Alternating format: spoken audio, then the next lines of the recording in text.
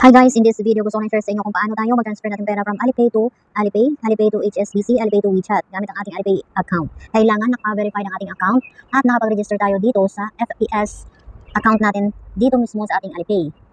At syempre, kailangan nakapag-face recognition tayo at nakapag-verify na tayo ng ating account gamit ang ating Hong Kong identity card. Let's get started. Mag-transfer na tayo ng pera from Alipay to Alipay muna. So, select lang natin ang transfer button.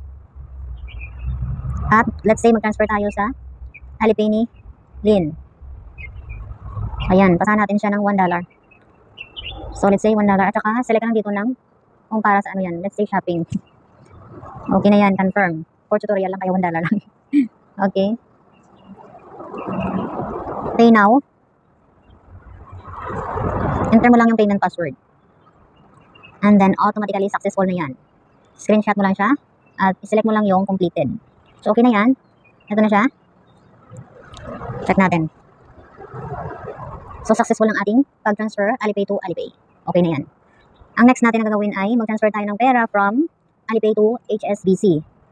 Again, itap natin ang transfer button sa baba at piliin natin ang ating bank account. So, iselect mo lang yan.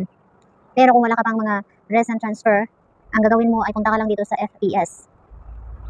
Yan. Let's say, wala ka pang pinag-transferan or wala ka pang recent transfer. So, pakita ko muna sa inyo kung paano. And then, select mo lang yung bank account. Let's say first time mo. Ayan. Enter mo lang yung bank account number, name ng payes, at anong bank na yan, at ang amount, para sa ano at i-confirm. So, let's say, lagay natin ang bank account natin. Hopefully, na-memorize ko yan. 6. Oops, hindi ko na ma-memorize.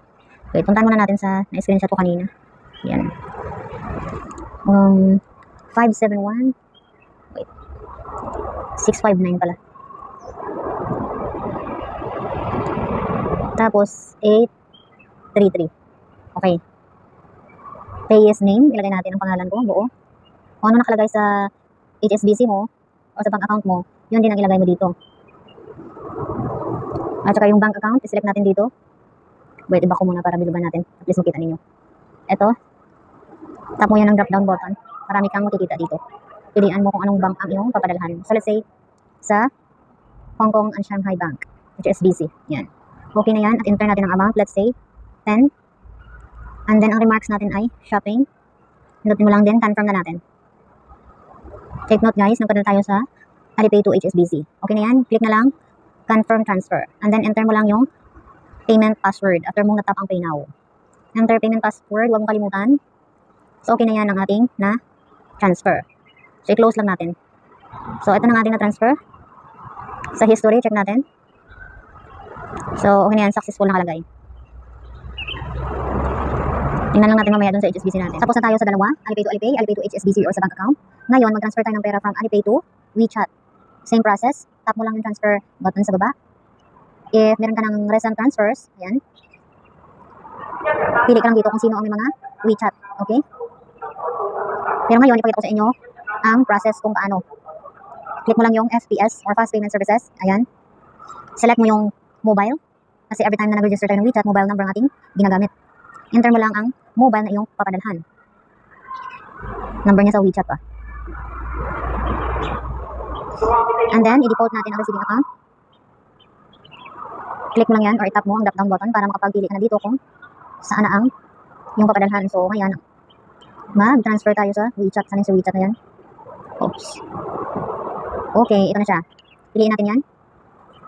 Enter mo lang yung amount, let's say $5. And then, meron kang pagpipilian dito na remarks. Yan, tatlo yan. Ikaw na ang pumili kung anong gusto mo. Shopping, let's say. At, tap confirm. Tap mo na rin confirm transfer at i-enter mo ang iyong payment password. Take note, huwag kalimutan ang payment password. Yan ang pinaka-importante. And then, automatically, successful ang ating pag-transfer. So ngayon, dahil ma-access natin ang WeChat, puntahan natin ang WeChat natin. Kung talaga bang pumasok doon ang $5. Andito na tayo sa ating WeChat. Loading. Ayan, may nag-message. WeChat Pay HK. So kanina, ang laman dito ay $1. Ngayon, nagiging 6 na. So punta natin sa ating history. Ayan. Ang history is ano yan? So, we remit. Hanapin natin ang history kung talaga bang pumasok ang ating na i-transfer. Oops, wait. Mali na pindot ko. Back muna, back. Ayan, nakita ko na siya. Balance transactions. Okay, ito na ang ating na-transfer from Alipay to WeChat. Yan, 5 HKD. So that's it for today. Hope meron kayong natutunan sa araw na ito. God bless everyone.